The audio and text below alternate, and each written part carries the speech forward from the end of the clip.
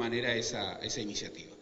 Hoy, reflexionar sobre el futuro de cualquier tema, y mucho más de la integración regional, en primer lugar, nos debe llevar a admitir la complejidad de esa reflexión y a advertir que la prospectiva, que es la reflexión sobre el futuro, no tiene nada que ver con la predicción. La prospectiva no pronostica. Las ciencias sociales, si en algo han avanzado, es en advertir que no tienen capacidad predictiva. Mucho menos en un tiempo de aceleramiento histórico. Lo que pueden proponer las ciencias sociales es establecer insumos para pensar escenarios posibles en términos de futuribles, futuros posibles.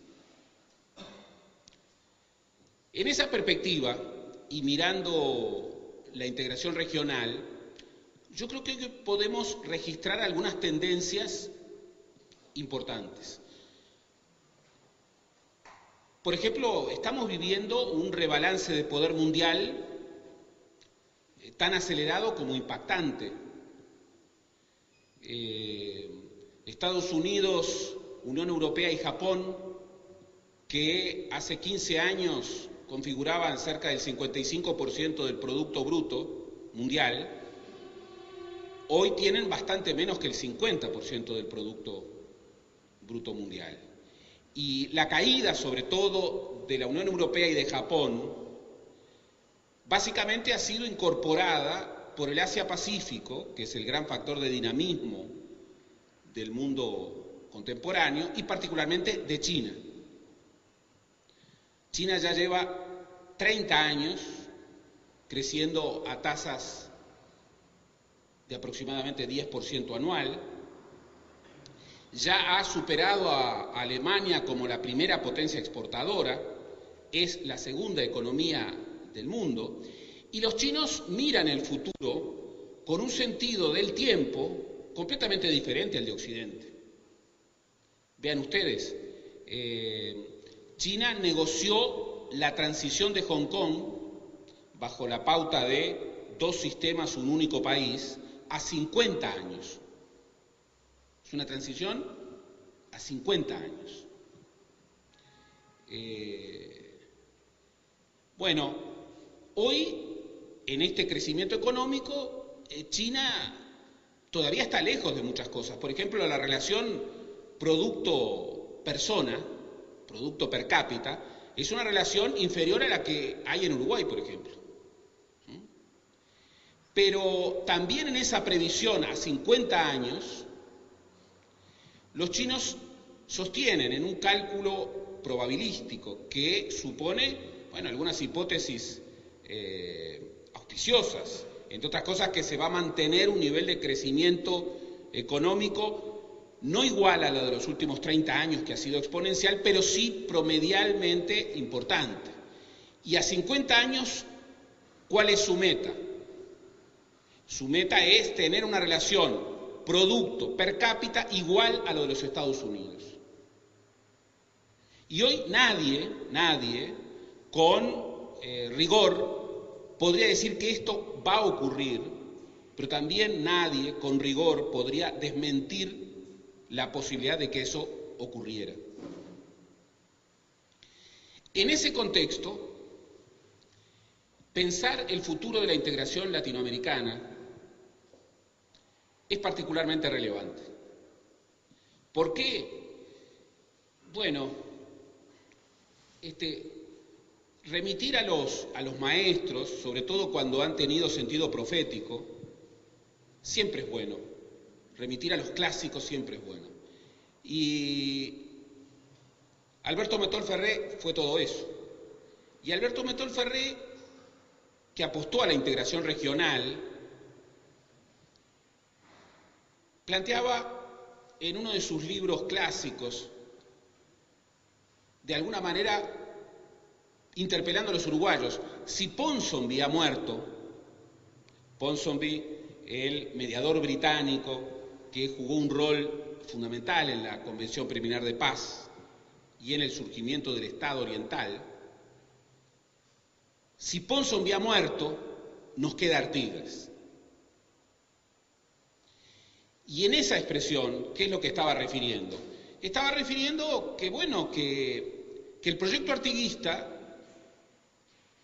no desembocaba en el Uruguay como un Estado independiente y aislado de sus vecinos, que el proyecto artiguista tenía esa visión confederal de una patria chica firmada en una soberanía importante. La soberanía particular de los pueblos será precisamente ostentada como el único objeto de la revolución, como el principal objeto de la revolución.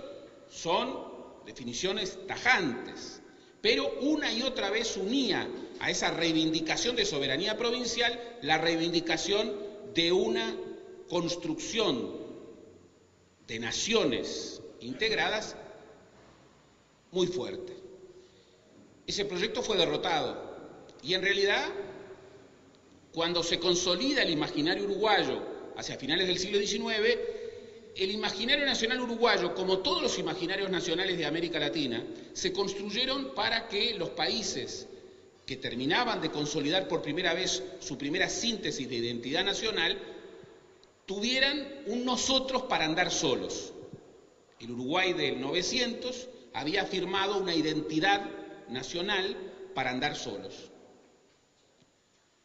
con una peculiar vocación insular, que era, bueno, la noción de la Suiza americana, una isla europea en medio de un continente ajeno.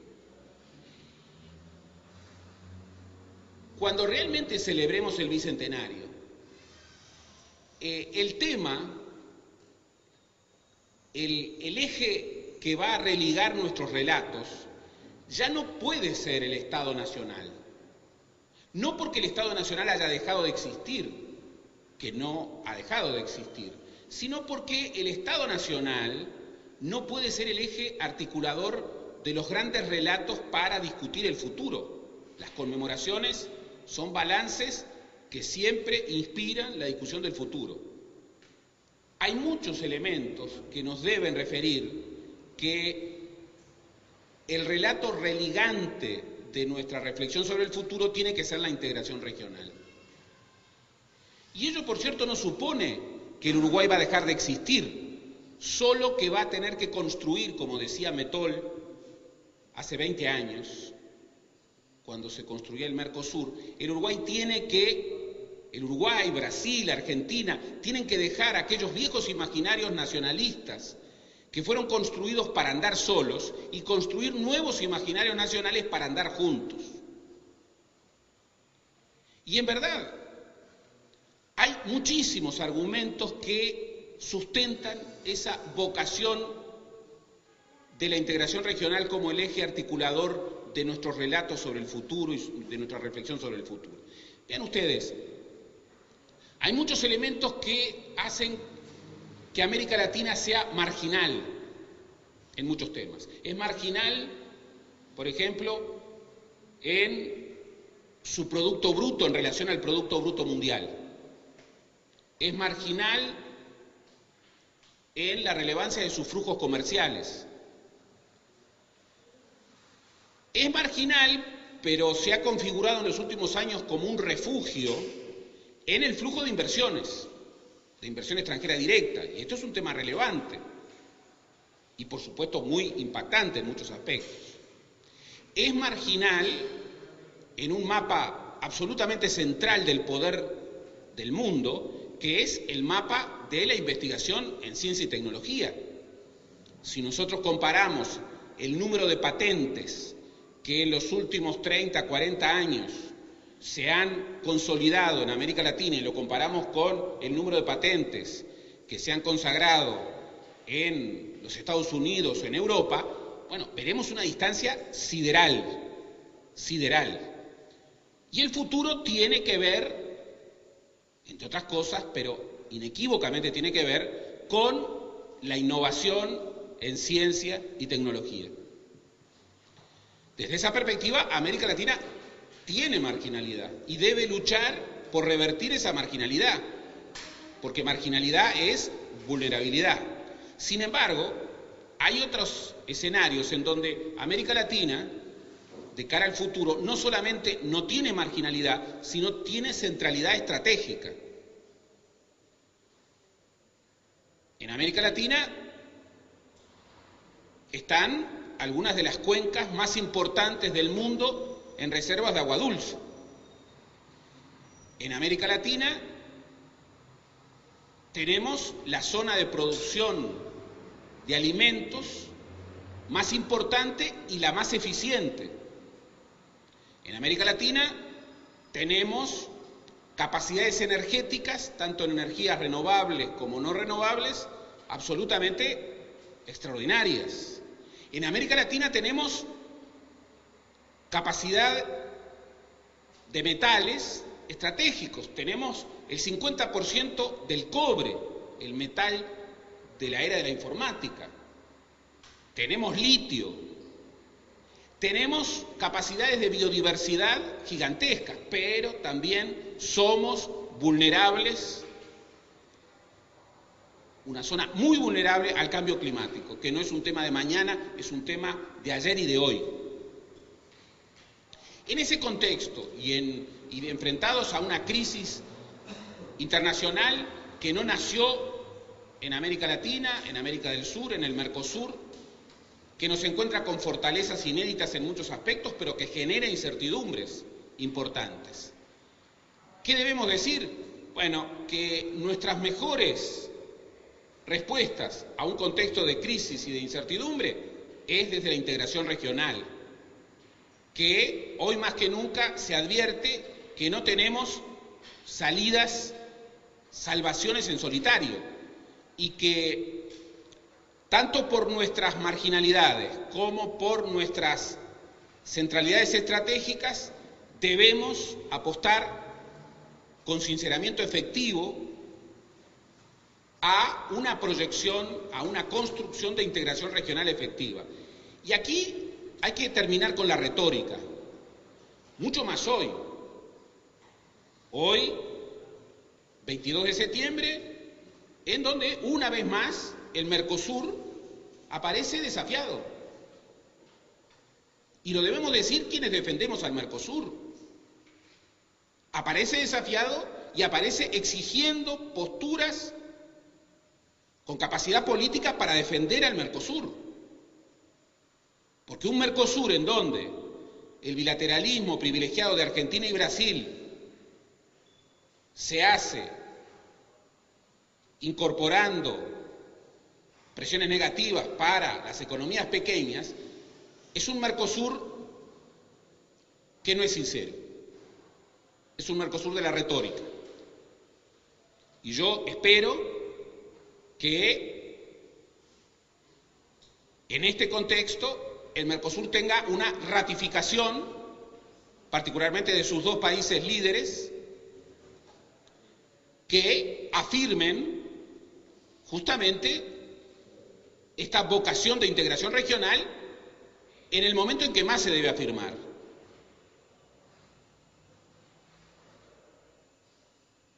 Todas nuestras respuestas, nuestras mejores respuestas frente a la crisis solamente pueden surgir de la integración regional. Si alguien cree que frente a la guerra de monedas o a la guerra comercial en ciernes se puede salvar devaluando contra los países vecinos, no solo se equivoca y mucho y hiere profundamente los proyectos de integración regional, se equivoca también en la perspectiva de su vocación de interés nacional más específico.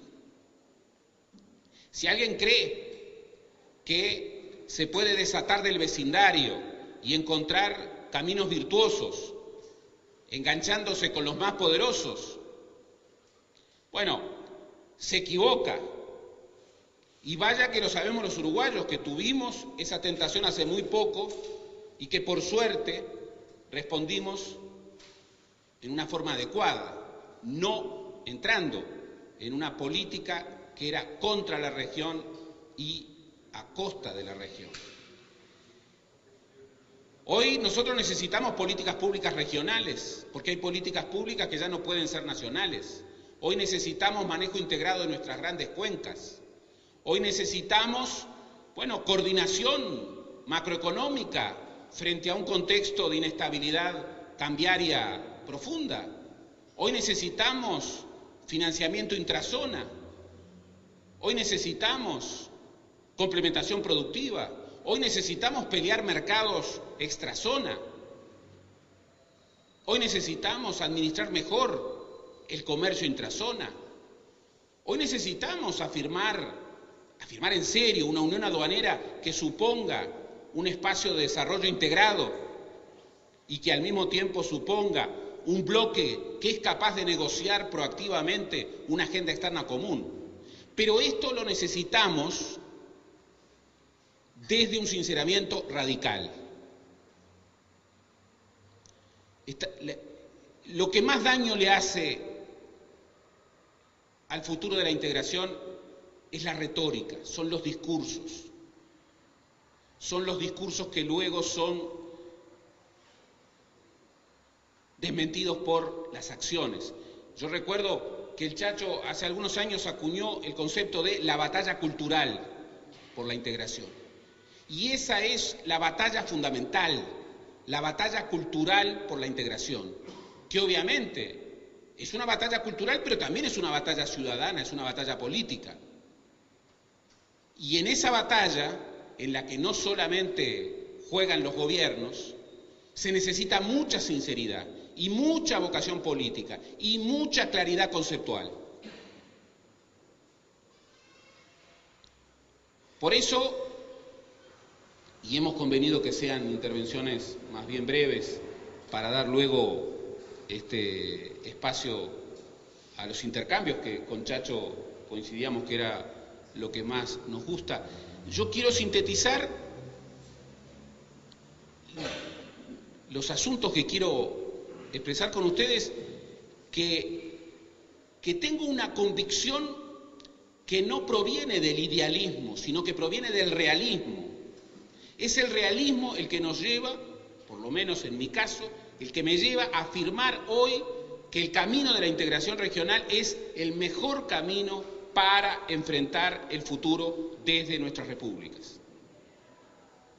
Pero con la misma convicción digo que todos, quienes gobiernan y quienes somos ciudadanos, desde nuestros distintos espacios de reflexión o de acción, tenemos que exigir mucho sinceramiento para que lo que se propone en la tribuna se cumpla a la hora de la acción, a la hora de la política.